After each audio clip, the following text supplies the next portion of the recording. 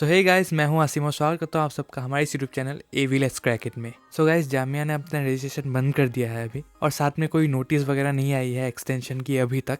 तो इसीलिए मान के चलते हैं कि जामिया का रजिस्ट्रेशन क्लोज हो गया है। जो जामिया एंट्रेंस वाले कोर्सेज है उनके लिए, CUET JEE वगैरह के लिए अभी रजिस्ट्रेशन ओपन है। उनके रजिस्ट्रेशन जब तक उनके रिजल्ट्स नहीं आ जाते तब तक चलेंगे। रिजल्ट्स आने के 10 दिन बाद तक इनका फॉर्म्स अवेलेबल होगा। लेकिन बाकी जो जामिया के अपने एंट्रेंस है उन सब के लिए जो है रजिस्ट्रेशन क्लोज हो गई है। लेकिन अभी क्या करना है आप सबको? ऑब्वियसली आप लोग प्रिपरेशन में लगे हुए हैं।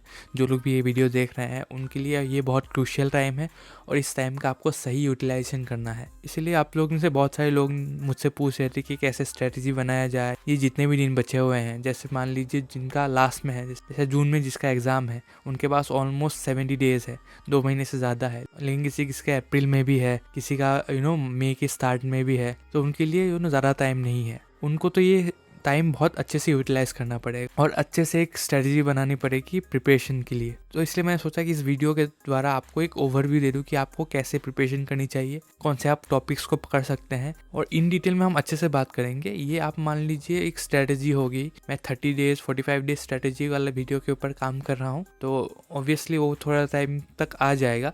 लेकिन यह है कि आपको एक ओवरव्यू मिल जाएगी कि आपको कैसे प्रिपरेशन करनी है, क्योंकि ज़्यादा टाइम नहीं बचा है। ये जो वीडियो है पर्टिकुलरली UG के लिए है, and even if you are preparing for PG courses you can still watch it and get some benefits out of it. Let's talk about science section first. तो गाइस देखिए, science में जितने भी BSc वाले courses है, इनमें mainly आपको अपने जो भी 11th-12th में आपने पढ़ा था उसको ही अच्छे से रिवाइज करना है। I have talked about many books in my other videos, and if you guys don't have much time you should go for the notes, और जो भी आपने मटेरियल बनाए होंगे अपने 11th और 12th में उनसे प्रिपरेशन कीजिए। क्योंकि जो सिलेबस है, जो भी टॉपिक्स आपके एंट्रेंस में आते हैं, वो सब आपके 11th और 12th में ही कवर्ड अप है। अगर आपको कोई चीज़ समझ में नहीं आ रही है तो आप उस चीज़ के लिए कोई बुक रेफ़र कर सकते हैं।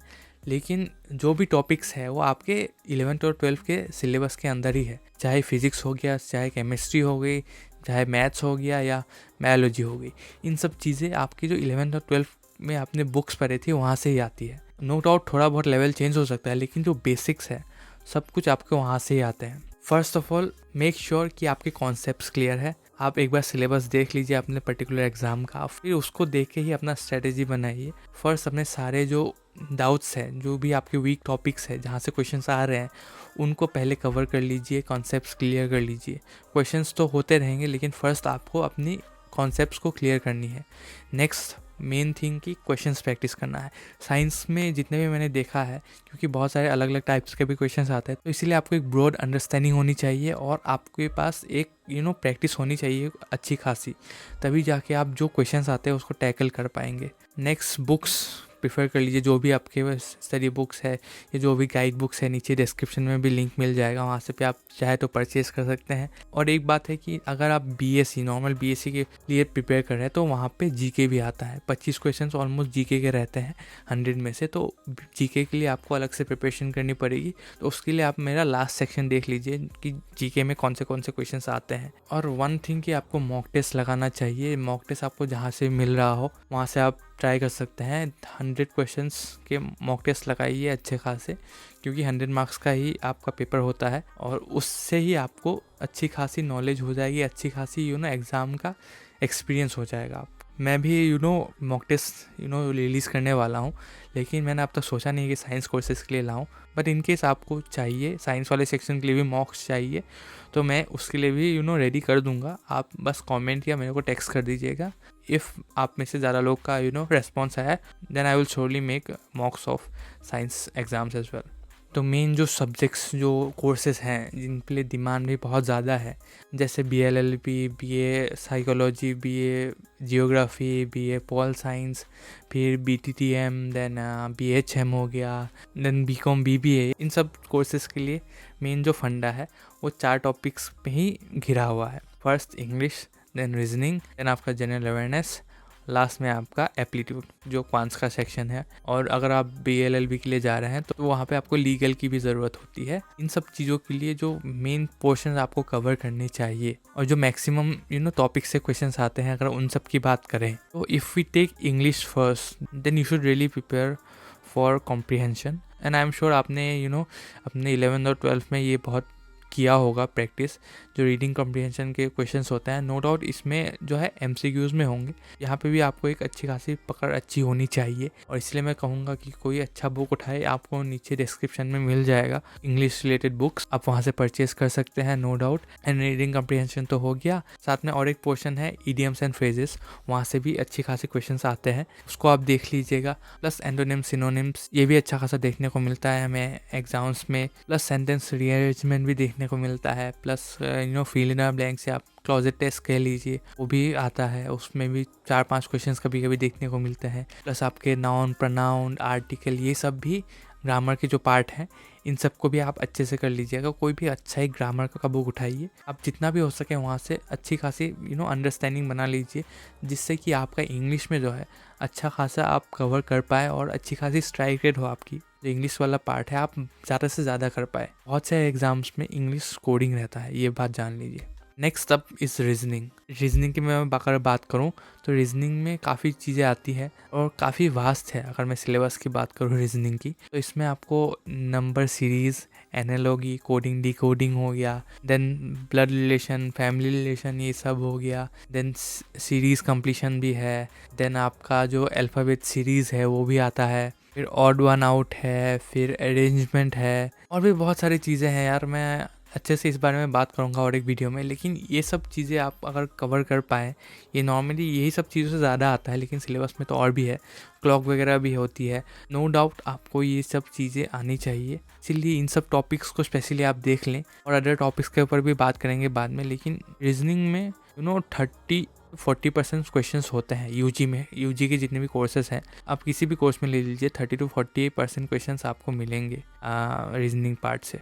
नेक्स्ट अब बात करते हैं क्वांट्स की। क्वांट्स भी एक बहुत इंपॉर्टेंट रोल प्ले करता है बहुत सारे एग्जाम्स में। ऑब्वियसली स्पीच से भी कुछ क्वेश्चंस आ जाते हैं, स्पेशली एवरेज से आता है यार, एवरेज से मैंने बहुत देखा है। देन आप मिक्सर एंड एलिगेशंस का देख लीजिए, वहाँ से भी काफ़ी क्वेश्चंस देखने को मिलते हैं। प्रॉफिट एंड लॉस, परसेंटेज, ये भी दोनों बहुत ही इंपॉर्टेंट पार्ट है। Profit and loss and percentage काफ़ी इंपॉर्टेंट है। फिर अपस्ट्रीम डाउनस्ट्रीम वाले देख लीजिएगा questions. Then obviously number system भी आपको अच्छे से आनी चाहिए। प्लस मेंसुरेशन के जितने भी फॉर्मूलाज वगैरह है, एरिया, वॉल्यूम, इन सब का भी आपको आना चाहिए, ये भी क्वेश्चंस देखने को मिलते हैं। तो ये रहे एप्टीट्यूड वाले इंपॉर्टेंट टॉपिक्स। नेक्स्ट बात करते हैं जनरल अवेयरनेस में। General awareness to be honest बहुत वास्ट टॉपिक है गाइस, इसको आप चाहे भी तो कंप्लीट नहीं कर सकते। In case even you are doing quite well in this, then also you will feel कि मैंने तो कुछ पढ़ा ही नहीं, इतना सारा कुछ अभी भी पढ़ना बाकी है। तो इसलिए ये सोच के मत रहिए कि आपने कुछ पढ़ा नहीं है, बट ट्राई कीजिएगा जितना हो सके आप उतना कवर कर लें। इसमें बहुत सारी चीज़ें हैं, इसमें तो एक जीके वाला पार्ट अलग से आता ही है, फिर जनरल स्टडीज़ का भी पार्ट आता है, इसमें साइंस रिलेटेड भी क्वेश्चंस रहते हैं, प्लस कंप्यूटर के ऊपर भी आपको कुछ नॉलेज होनी चाहिए, बेसिक कंप्यूटर नॉलेज जो भी है वो कर लीजिएगा, वो भी आता है किसी में। स्पेशली बीकॉम BBA में हमें देखने को मिलता है कंप्यूटर रिलेटेड क्वेश्चंस। साथ में करंट अफेयर्स की एक अच्छी खासी चंक आती है, और इसलिए मैं कहूँगा 6 to 7 मंथ्स के करंट अफेयर्स कर लीजिएगा, स्पेशली फ्रॉम अगस्त 2023। तो जितना भी हो सके अप्रैल तक तो ऑब्वियसली कर लीजिएगा। करंट अफेयर्स में स्पेशली जो भी अवार्ड्स हैं, जैसे भारत रत्न हो गया अभी, फिर इंटरनेशनल अवार्ड्स, नोबेल प्राइज़ वगैरह, बुकर प्राइज़, ये सब जितने भी अवार्ड्स हैं जो हाल ही में दिए गए हैं उनका कर लीजिएगा, किसको मिला, जो भी इम्पोर्टेंट इवेंट्स हुए हैं उनको भी देख लीजिएगा। बस एक बहुत फेवरेट जोन है स्पोर्ट्स का आपको अच्छे से करना है। जितने भी स्पोर्ट्स के वर्ल्ड कप्स हुए हैं in the past 6 to 7 months, फिर कुछ ट्रॉफीज़ वगैरह होती है, उन सबको भी आपको देखना है, कौन फर्स्ट हुआ, कौन सेकंड हुआ, कौन थर्ड हुआ, इंडिया की क्या पोजीशन रही इस इवेंट में, वो सब भी आपको अच्छे से देखना है, क्योंकि हमें रिसेंटली बहुत देखने को मिला है स्पोर्ट्स रिलेटेड क्वेश्चंस। और नेक्स्ट अगर मैं बात करूँ हिस्ट्री का अगर मैं कहूँ तो मेडिवल और मॉडर्न का ज़्यादा आप फोकस कीजिए। एंशियन तो बी ऑनेस्ट इतना नहीं पूछता है, एक आध क्वेश्चंस रहते हैं, लेकिन if you go for medieval and modern then that's quite enough I think. And specially जो मेडिवल पार्ट में मुगल एम्पायर से रिलेटेड क्वेश्चंस है उनको देख लीजिएगा। साथ में इंडिपेंडेंस स्ट्रगल जो है उसके ऊपर भी क्वेश्चंस आते हैं। And one special point I would like to make, Jamia और एएमयू का थोड़ा सा हिस्ट्री देख लीजिएगा। जामिया रिलेटेड कुछ क्वेश्चंस हमें देखने को मिलते हैं और बहुत ही फेवरेट टॉपिक है, तो जामिया के ऊपर थोड़ा सा देख लीजिएगा जितना हो सके। एंड हिस्ट्री तो मैंने बताया, फ्रीडम स्ट्रगल के ऊपर भी देख लीजिएगा जो भी था।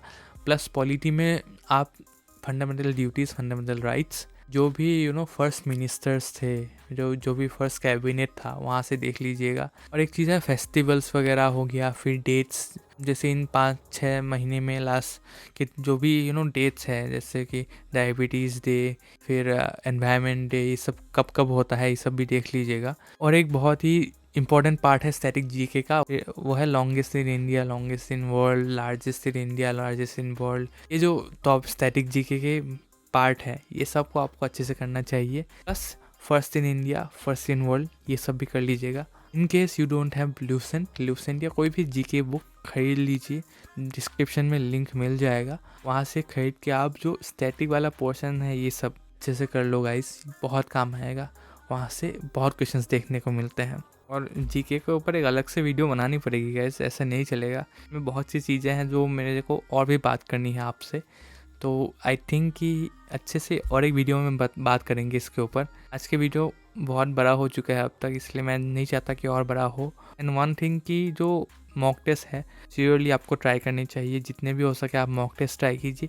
ये वाला टाइम स्टडी भी कीजिए, और ऐसा मत कीजिए कि आप इसका रिवाइज ना करें। और प्लस मॉक टेस्ट देना is very important. And let me tell you, मैं मॉक टेस्ट जल्दी रिलीज़ करने वाला हूँ मैक्सिमम कोर्सेज के लिए, लेकिन ये भी नहीं है कि आपको मेरे भी मॉक टेस्ट ही करने हैं। आपको जिनसे भी मॉक टेस्ट मिल जाए इज़ डू डैट, क्योंकि मॉक टेस्ट से आपको बहुत सी चीज़ें क्लियर होंगी। In case you are starting right now, आप कोई भी बुक उठा लीजिए गाइस, आप मेरे वीडियोस देख लीजिए जो भी जामिया के प्रिपरेशन रिलेटेड है, और डिस्क्रिप्शन में काफ़ी सारे गाइड बुक्स हैं, वहाँ से कोई उठा के जो भी आप प्रिपरेशन कर रहे हैं उससे रिलेटेड बुक उठा के वहाँ से अभी से स्टार्ट कर दो।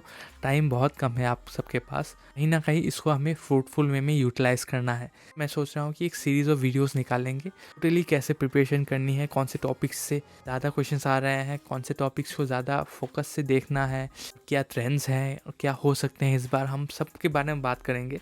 प्लीज़ चैनल पे बने रहिए, सब्सक्राइब कर लें, और hopefully we will do quite well in this regard. And I want कि आप सब में से जितने भी हो सके उतने ये एग्ज़ाम क्लियर करें। तो obviously I will try my best, जिससे कि आप सबका कहीं ना कहीं एंट्रेंस में अच्छा हो पाए और आप सब सिलेक्ट हो पाए।